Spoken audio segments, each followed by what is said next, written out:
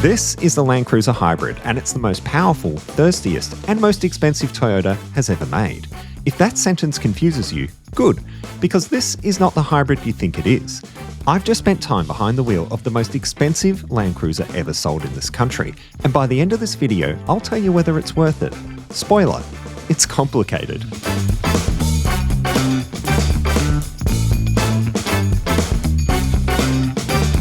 Welcome back to The Beat. Today we're going right through the 2026 Toyota LandCruiser 300 Series Performance Hybrid. The price, what you actually get, how it drives, why a hybrid is somehow using more fuel than a diesel, and whether you should buy one or just stick with the oiler.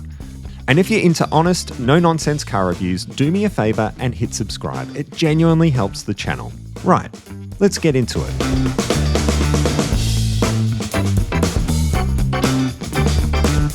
Let's start with the money, because it's the headline here. The GR Sport Hybrid is $155,990 before on roads, and the Sahara ZX is $156,810. Add premium paint, and you're looking at drive-away figures of around $174,000 for the GR Sport and $174,700 for the Sahara ZX. That makes this the dearest LandCruiser Toyota has ever put on sale in Australia, and roughly $9,000 more than the equivalent diesel. Hold that number, because it matters later.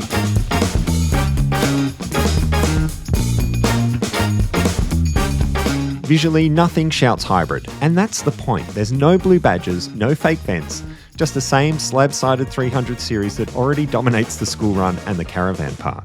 The GR Sport gets the chunky blacked-out grille and the tougher stance. The Sahara ZX goes chrome and polish for the on-road crowd. At close to 5 metres long and nearly 2 metres wide, this thing has serious presence. It definitely feels a mirror. Inside, it's classic 300 series, which is mostly a compliment. Both grades get leather-accented trim, heated and ventilated front seats, a 12.3-inch touchscreen, and a 14-speaker JBL setup, with rear entertainment screens in the Sahara. It's not the flashiest cabin at this money, and rivals will outscreen it, but everything you touch feels built to last. There are still real buttons for the things that matter too, and the driving position is properly commanding.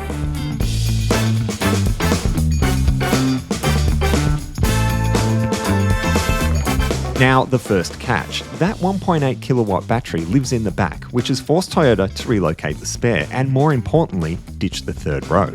Every hybrid LandCruiser is a 5-seater. If you need 7 seats, you're back to the diesel or into a Lexus LX. For a lot of buyers, 5 is plenty, and the boot is a big, square, useful space. But if 7 seats was the plan, this variant quietly takes it off the table. Here's where it wins me over. Off the line, there's no waiting for turbos. The electric motor delivers instant shove. Then the twin-turbo petrol V6 takes over. 341 kilowatts. And it feels it. Around town, you'll notice a deep note when the petrol engine wakes up. A proper mechanical rumble. Get it onto the freeway though, and it goes genuinely quiet, hushed and comfortable in a way the diesel never quite manages. And none of the ability is gone. Full-time 4-wheel drive, low range, and the same 3.5-ton towing capacity.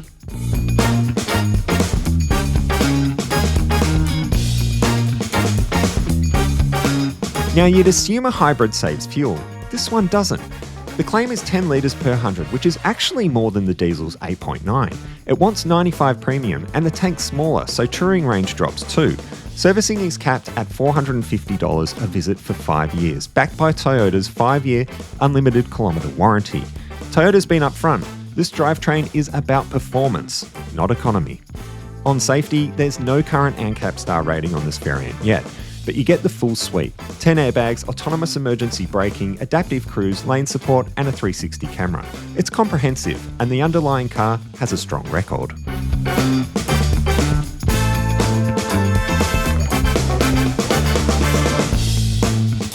So here's how it scores. Value, 2 out of 5. Tech, 4. Comfort, 4. Practicality, 3. Driving, 4. Safety, 4. Which gives us an overall of 7.2 out of 10. So should you buy it? Well, if you want the quickest, quietest, most polished LandCruiser ever made, and the running costs genuinely don't bother you, you'll love this. It's a lovely thing to drive. But for most people, the maths is brutal. You're paying more to use more fuel and carry fewer people. For my money, the diesel is still the smarter LandCruiser, and this is the indulgent flagship. If this helped, hit subscribe, and you can compare real drive-away prices right now over at thebeat.com.au.